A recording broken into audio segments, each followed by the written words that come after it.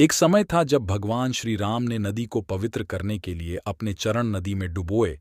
तब नदी खून जैसी लाल हो गई और उसमें बद्धे बद्धे कीड़े पनपने लगे। पर ऐसा क्यों हुआ होगा? चलिए बताते हैं।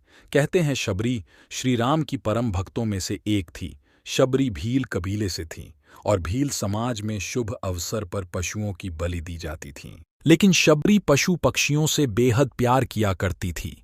इसलिए शबरी ने कभी विवाह नहीं किया, क्योंकि विवाह के शुभ अवसर पर भी जानवरों की बलि दी जाती है। और इसलिए वह अपने कबीले से भागकर मातंग ऋषि के आश्रम में सेवा करने लगी।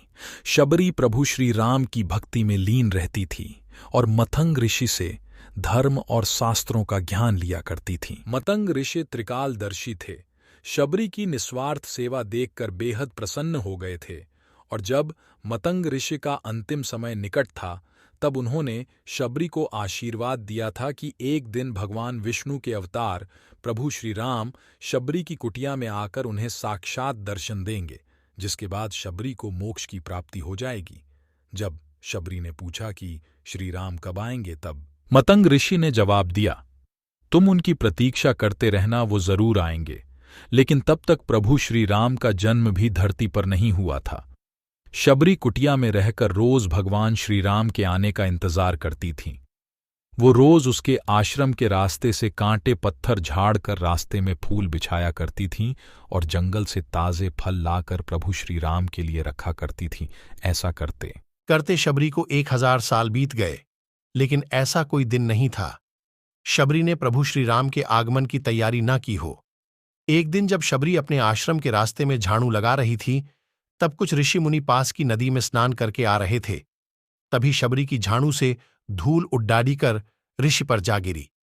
आर्षि धूल पड़ते ही बेहद क्रोधित हो उठे और शबरी से क्रोध में आकार बोले, दुष्ट औरत, तेरी वजह से मैं अस्वच्छ हो गया। अब मुझे पुनः स्नान करना पड़ेगा। और क्रोध में ऋषि वापस नदी में स्नान करने चले गए। परंतु जैसे ही उन्होंने नदी में कदम रखा, तो वैसे ही नदी खून जैसी लाल हो गई और उसमें छोटे छोटे कीड़े पड़ गए। ये देखकर ऋषि ने सोचा कि ये जरूर उस मूर्ख औरत की वजह से हुआ है। जब श्री राम यहाँ आएंगे, तब वह नदी में अपने चरण रख स्वच्छ और पवित्र बना देंगे।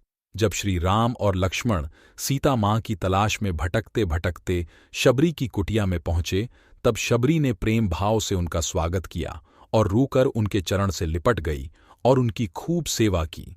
तभी ऋषि मुनि भी वहां आ गए और उन्होंने प्रभु श्री राम को पास की नदी के हाल बताया। तभी सब उस नदी के पास पहुंच गए। जैसे ही श्री राम ने नदी में अपने कदम रखे, वैसे ही नदी का पानी और लाल हो गया और बड़े बड़े कीड़े उसमें पनपने लगे। ये देखकर सभी दंग रह गए। फिर श्री राम ने शबरी को बुलाकर अपने चरण नदी में डालने को कहा। शबरी के चरण नदी में पड़ते ही नदी वापस स्वच्छ और पवित्र हो गई। क्योंकि प्रभु श्री राम भले ही अपना मान थोड़ा कम कर दे, लेकिन अपने भक्तों का मान कभी कम नहीं होने देते। अगर आपको ये स्टोरी अच्छी लगी हो तो इसे जरूर शेयर करें।